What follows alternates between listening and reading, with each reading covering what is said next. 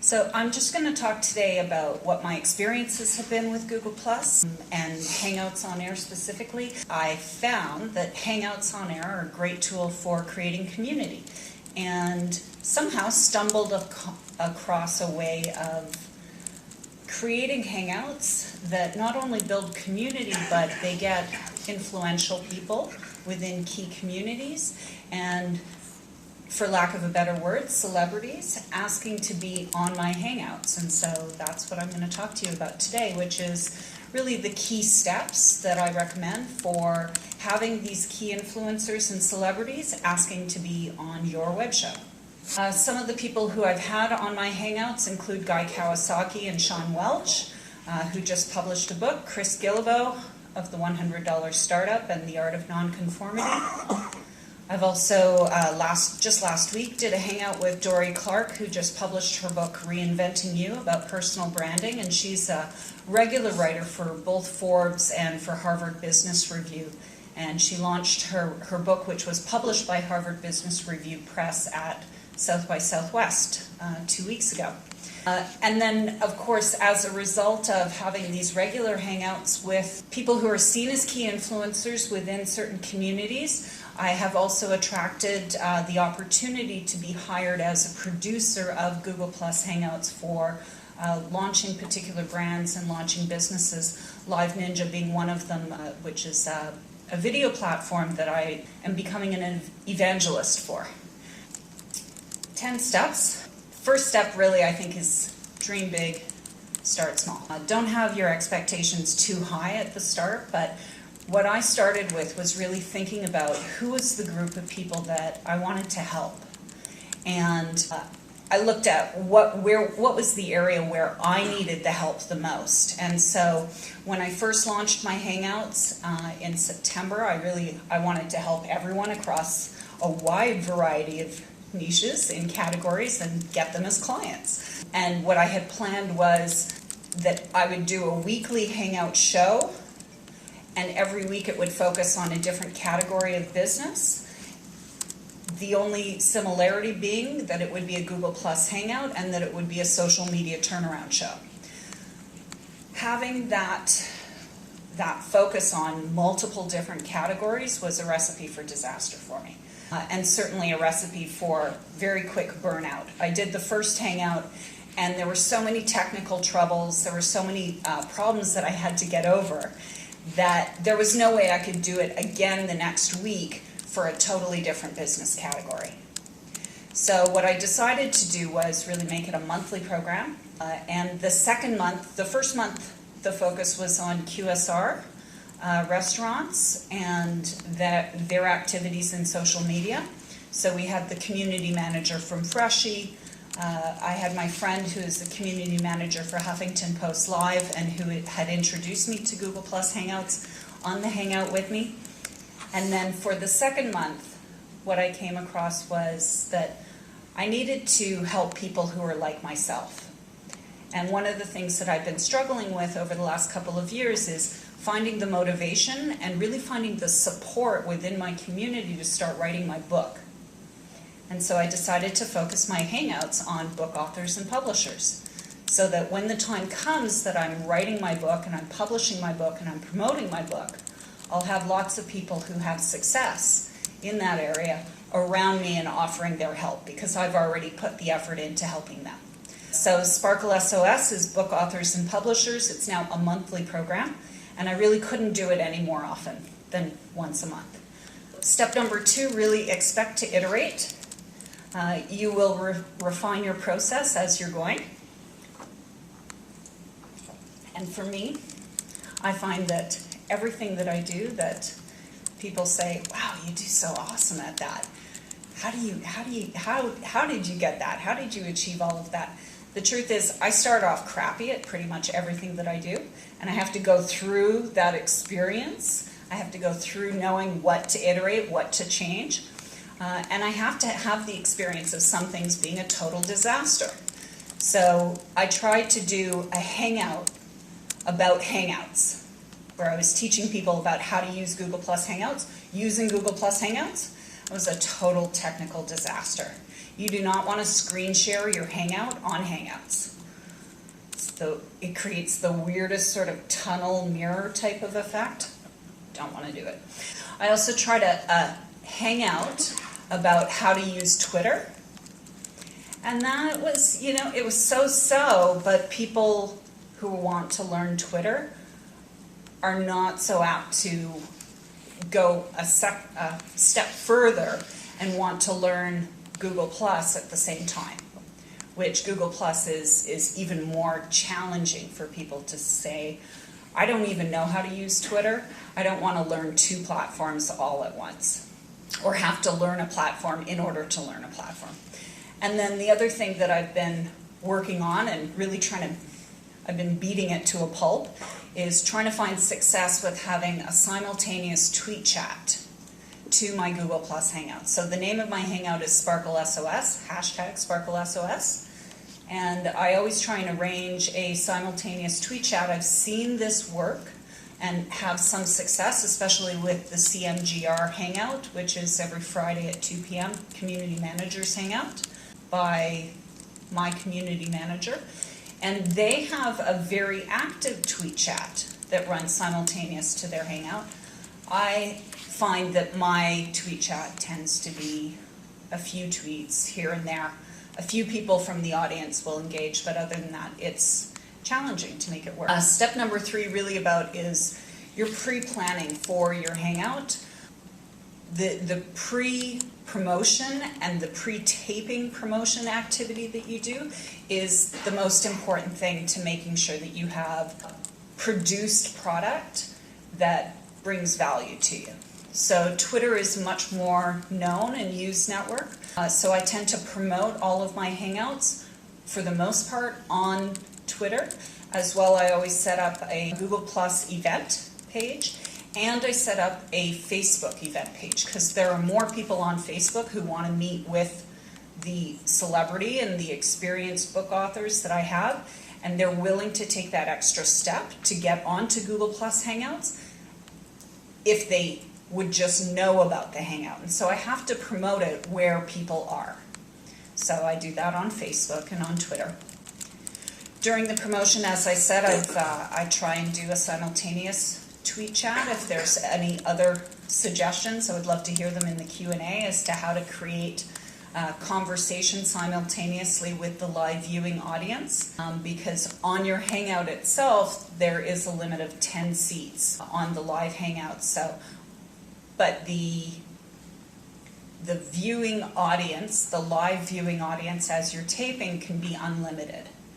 So you could have hundreds of thousands of people watching the live view, but at the same time there's only 10 seats limited on the actual video.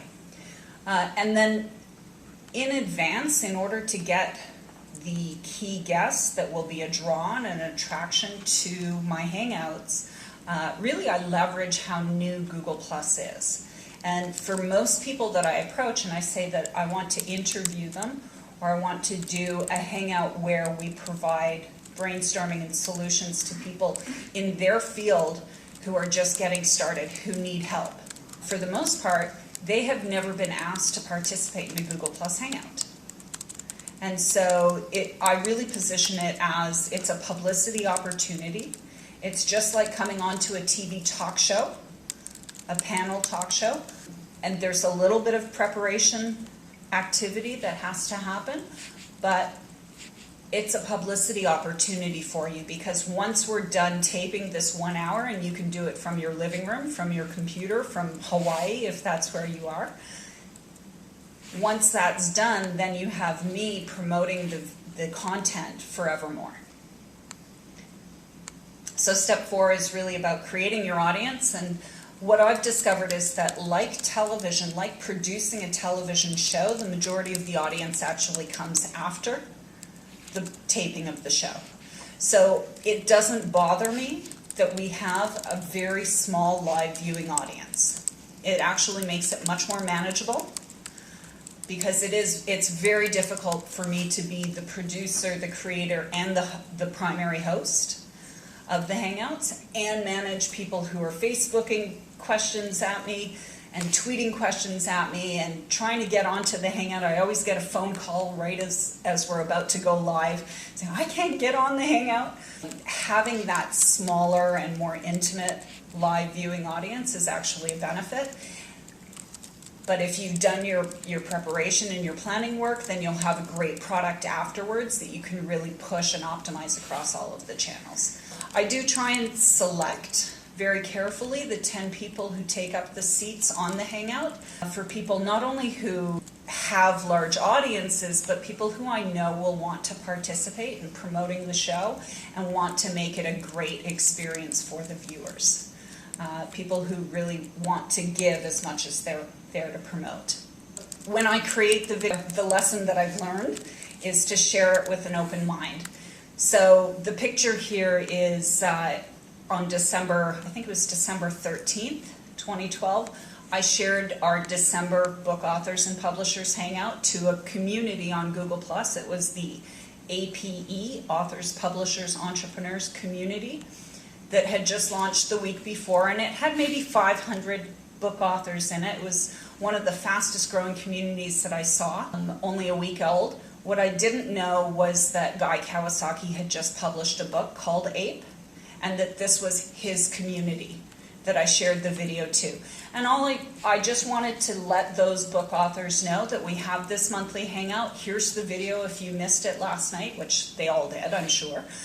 Think about joining us next month. And within a few hours, Guy Kawasaki came on and asked, can I do this? Which blew me away. Absolutely. I was just thrilled to have someone like Guy Kawasaki asking me to be on my web show. Who am I? I'm nobody. I just do a little Google Plus hangout that's fun. But it's really changed the dynamic of the program. So now I tend to share the videos much more openly and promote them much more freely. And that tends to help the audience grow over time. I still see the Guy Kawasaki video and that hangout driving traffic to the other past hangouts that we've had, and registrations for the future hangout as well. Then a key to Google Plus Hangouts is that because Google Plus also owns YouTube, when you're done your broadcast immediately, and the reason why I love Google Plus Hangouts on air is because the minute that you're done your on-air broadcast, the video is there, uploaded, and ready to go on your YouTube channel. Now you can drive people to watch the live recording on YouTube. You can embed the live recording on your blog and drive people to your blog instead of to YouTube. But without any uploading time, without any processing time, the video is there, whether it's a 1 hour video, a half-hour video, a 3-hour video.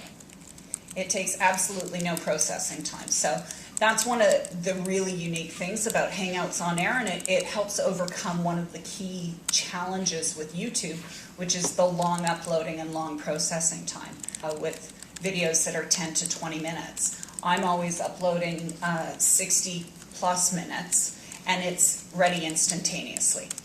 So I share the video in email to everyone who has been on the Hangout, and I encourage them to embed the video in their own blogs. I do recommend, of course, participating in Hangouts is something that will help you drive your Google SEO and your SERPs. I just did this search a couple of days ago, and for Book Authors and Publishers Hangout, I'm the whole first page.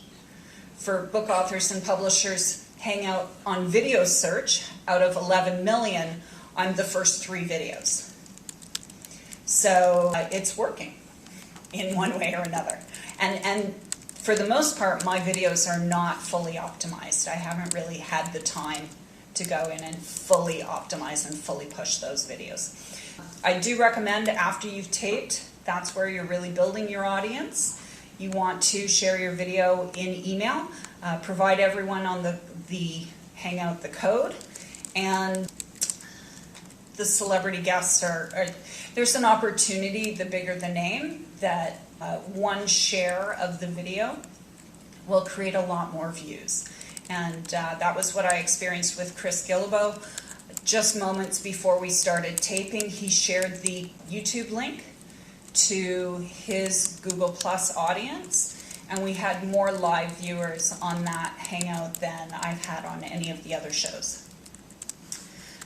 So I always recommend following up, and this is a big part about being there to give. Always, review their book, drop the link to the Hangout in the book review, ask if they know of any referrals or anyone else who would be there. I always try and get a positive quote, solicit positive feedback, and so I have, a variety of people in a variety of different business fields. I've got someone who's a real estate agent, Dory Clark, someone who's a beauty author. Rodney Washington is now my co-host work. And then, of course, leverage the opportunity. So being first, using a new platform. There are challenges with Google+. The video is complainable at best quality. The audio is so-so, but I believe that Google+ is putting an awful lot of effort into it, so it's well worth the effort. And I'm leveraging, as I tell people, Google+ Hangouts on Air is the wave that I'm riding this year because it is bringing me to multiple conferences, and I'm one of the few people speaking about them, the Hangouts. And then finally, repeat the process. Going back to the first couple of steps of expect to iterate and get better every time. And now I've started white labeling and producing Hangouts for other businesses. So thank you very much. And this is me. Oh, and then of course there's the Google Plus Wastelands, which probably Sam might talk about how a lot of people claim that Google Plus is a wasteland of marketers just speaking to themselves. That may be true, but it's working for me, so thank you again.